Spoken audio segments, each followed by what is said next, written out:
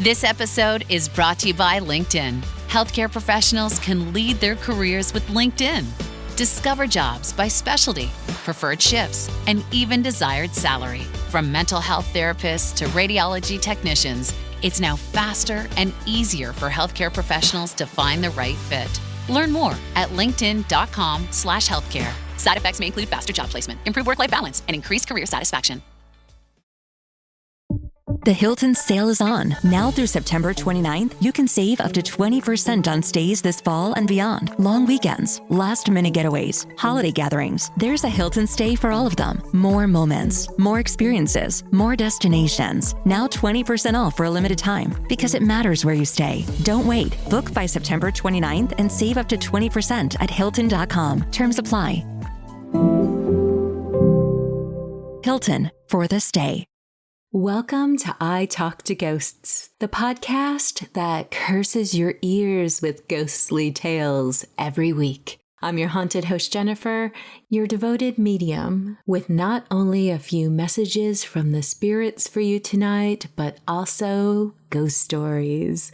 The lamps are low, the night is velvety dark, and curiosity is stirring in the corners. Tonight we're gathering around for tales of things that hold on, objects that carry more than their shape and weight, objects that seem to remember, cursed objects. Maybe it's a forgotten trinket found at a vintage market, or something else left behind on a quiet path. We never know what energy an object can hold on to. After the stories, join me at my séance table to discover if there are more friendlier spirits, past loved ones who have messages here for you tonight.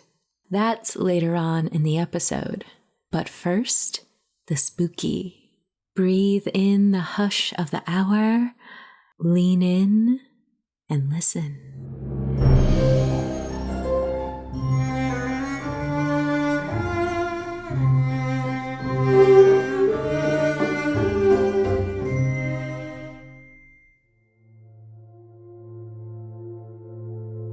I was cutting across the old cemetery at dusk, taking the shortcut I always swore I wouldn't after dark. Its gate creaked shut behind me, and that's when I saw it, perched on a low stone wall near the far exit. A tall glass vase, milky white with faint blue swirls like smoke trapped in the glass. It held no flowers, no note. It was just sitting there, catching the last rays of sunlight. It felt discarded. I told myself it had been left after a graveside service, but there was something deliberate about the way it was placed. I hesitated and then picked it up. The glass was cold as ice, even though the day was still warm. The next evening, I filled the vase with tulips that I had bought on my way home from work. By morning, they had wilted, petals brittle like they'd been sitting in the sun for a week. I tried roses next, and then I found them curled and mushy, moldy even.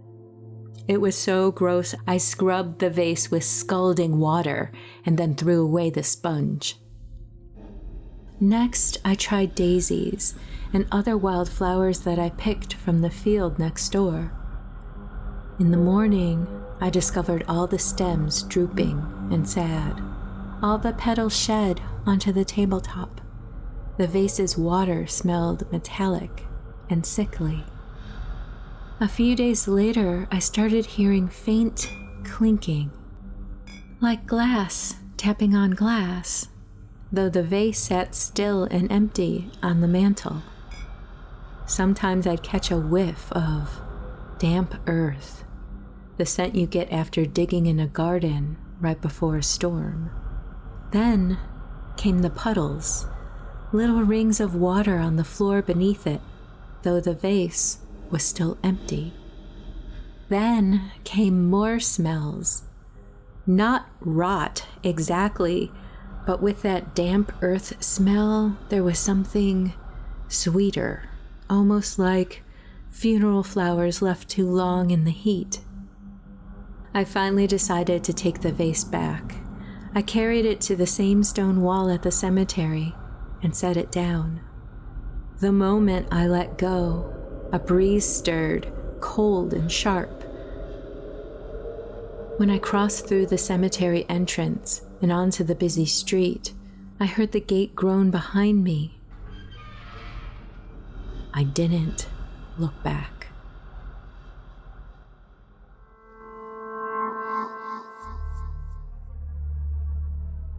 I wasn't even looking for shoes that day.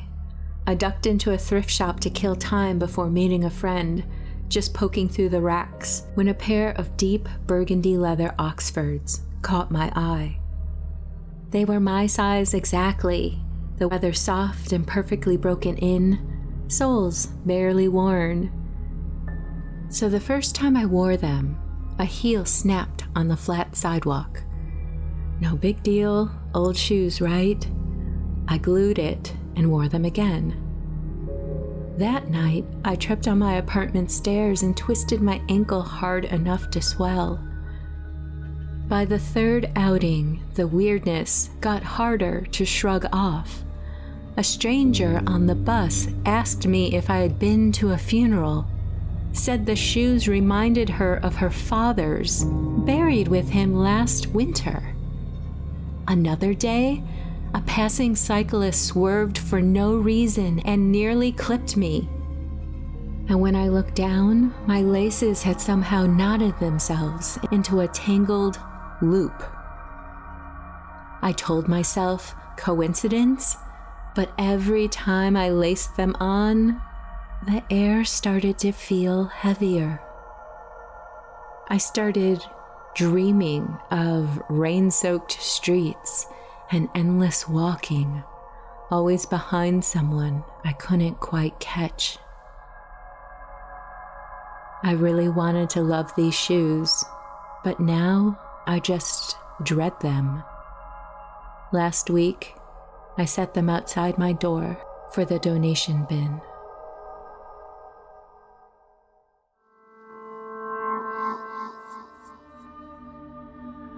I found a locket at a Saturday estate sale, the kind of event where everything smells faintly of cedar and mothballs. The locket was sitting in a jumble of old brooches and tangled chains. It was a little oval of tarnished gold that caught the light when I moved it. The man running the sale shrugged when I asked about it. Victorian, maybe? Been in the drawer for decades, was all he had to offer.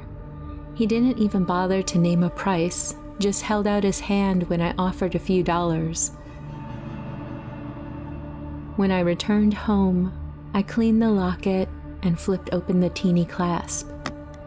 Inside was a coil of dark hair, braided and tied with a ribbon so faded it was almost gray. My stomach did a weird little drop. People used to keep loved ones' hair as a keepsake, sure, but holding it felt intimate, like I had stumbled upon someone's secret. That night, I woke up to the sound of a door creaking somewhere in the apartment. Not unusual, old buildings, old pipes, but when I turned on the lamp, the locket was lying open on the nightstand. I was sure I had closed it. The next evening, my phone alarm, one I hadn't set, went off at exactly midnight, just a single chime, and again the locket's clasp had popped open. Over the next week, the air around my bed started to feel cooler, like a faint draft even when the windows were shut tight. Some mornings, I'd wake to the smell of old perfume, powdery and floral, gone by the time I was fully awake. I kept telling myself it's all explainable. Loose clasp, faulty phone, my imagination. But I can't shake the sense that someone's grief is stitched into that twist of hair. I don't think it wants to hurt me, but I'm not sure I want to be a part of its secrets.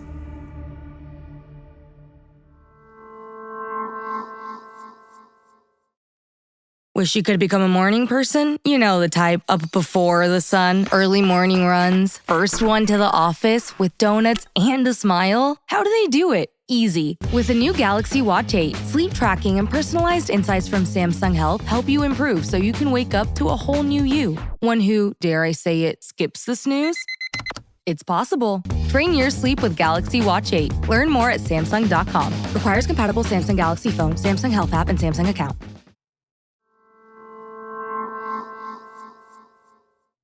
Welcome back to I Talk to Ghosts. I have a message from the spirits this evening, so gather around with me at my séance table. I've lit the candles. I have some incense smoke drifting around us. And as I work tonight, I have with me rose petals and lavender. Rose petals are wonderful to invoke feelings of love and glamour and wit, and lavender is amazing for psychic work and tranquility.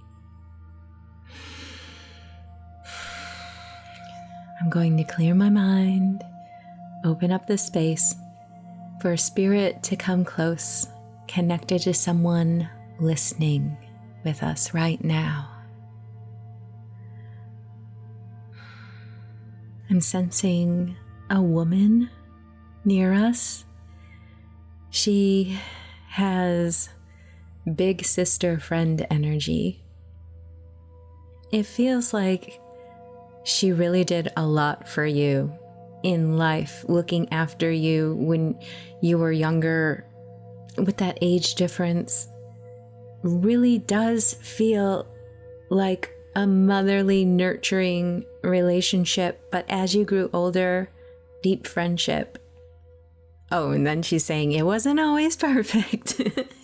And I can understand that. Wow, did she have a sense of humor? You both do. Personal jokes, personal phrases that you would share, movie quotes. This feels a little older. She's bringing up this movie, She's bringing up like the Corey Haim, Corey Feldman era of movies and like VHS tapes and cable TV. That's the era of these memories. Oh, and practical jokes, leaving something in your bed. Nothing gross, but if you pull back your bed and there'd be a shoe there or, a shocked Barbie, that sort of thing. Her energy is just making me laugh. And I'm feeling a lot of sadness with her loss. And I know I say this a lot, but you are still connected. It's just a different kind of relationship now.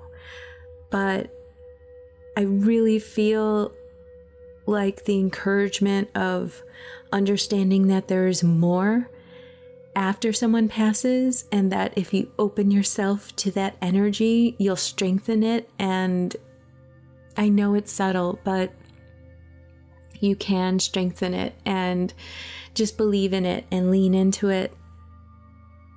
Her message for you tonight is don't pass up the good because you're only looking at the negative. You have more than you think you do. Don't forget your humor. Try to infuse it into your life for positivity, and really look around at things that you do appreciate. It feels like your work is kind of a grind right now. But again, if you could infuse your humor and turn things to optimism and connecting with coworkers. And it just feels like there are things that you could do to boost your perspective in a couple areas in life, and that she just wants to encourage you. She wants to see you happy. So tap back into the things that you love, the things that make you happy, and the things that make you laugh. It doesn't take much.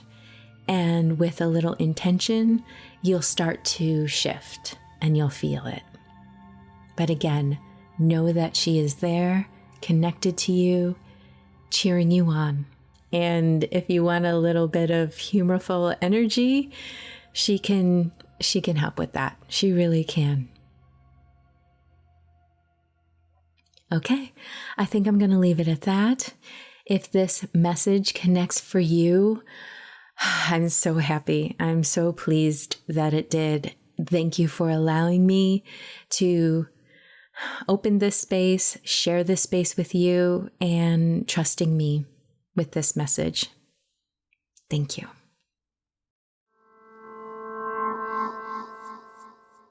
And with that, dear listener, we've reached the end of this episode of I Talk to Ghosts. I hope you've enjoyed my spirit work that I shared with you this evening, as well as those ghost stories of haunted objects. Has a questionably cursed object crossed your path? I would love to hear about it, so please reach out. But wherever you wander off to, in this world or the next, just remember, come back and visit with me. Have a lovely evening and good night.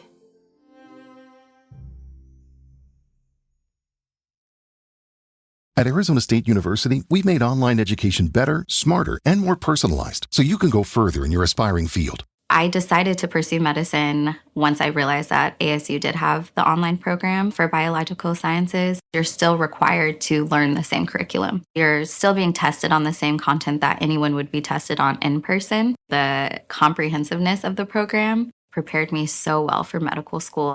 Explore over 350 plus programs at asuonline.asu.edu.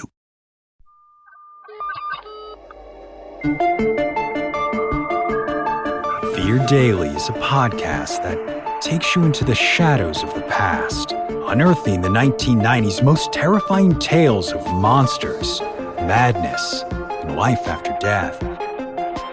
Discovered on a forgotten bulletin board server somewhere in Pennsylvania's Rust Belt, these stories are an archive of humanity's strangest encounters with the unknown, as told by the people who experienced them. Written by Brennan Storr, creator of the Ghost Story Guys, and hosted by Brandon Scheck-Snyder of Southern Gothic, Fear Daily is your window into the dark corners of our world. Follow Fear Daily today on your favorite podcatcher to receive new episodes Monday through Friday, each and every week.